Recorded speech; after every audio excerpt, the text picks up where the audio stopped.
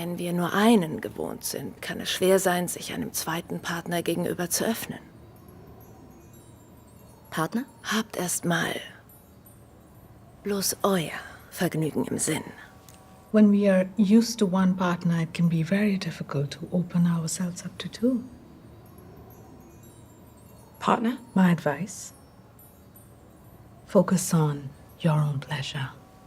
Als je gewend bent aan één partner, kan het moeilijk zijn om je over te geven aan 2. Partner? Mijn advies: focus op je eigen genot.